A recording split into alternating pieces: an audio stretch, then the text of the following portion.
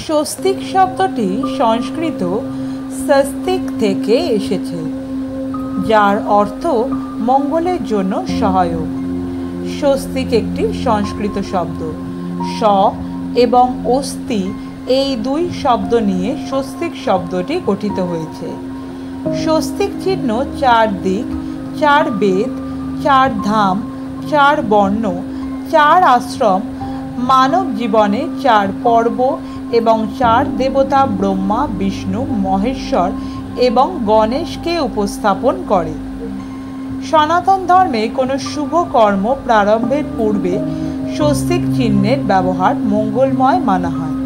হিন্দু ধর্মে ডানমুখী প্রতীক অর্থাৎ ঘড়ির কাঁটার দিকে কে স্বস্তিক বলা হয়, যা সূর্য, সমৃদ্ধি, সৌভাগ্যের প্রতীক।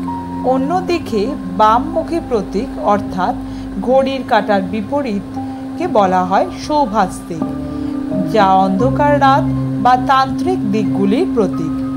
এই চিহ্নকে পজিটিভ এনার্জির উৎস বলে মনে করা হয়।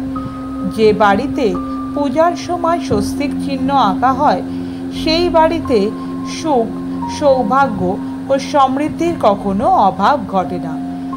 এই কারণে যে কোনো কাজ শুরু করার আগে স্বস্তিক চিহ্ন আঁকার রীতি প্রচলিত রয়েছে। বাড়ির মূল প্রবেশপথে স্বস্তিক চিহ্ন আঁকা অত্যন্ত শুভ বলে মনে করা হয় যে বাড়ির দরজায় স্বস্তিক চিহ্ন আঁকা থাকে সেই বাড়িতে প্রবেশ করেন দেবদেবীরা। বাড়িতে যে স্থানে এই চিহ্নটি রাখতে চান সেই স্থান সুন্দর এবং পরিষ্কার হওয়া উচিত। ঘরে কখনো উল্টো স্বস্তিক আঁকবেন না। বাড়িতে উল্টো স্বস্তিক আঁকলে তা অশুভ ফল প্রদান করে। প্রতিদিনের পুজোর কাজে কুমকুম দিয়ে স্বস্তিক আঁকতে পারেন।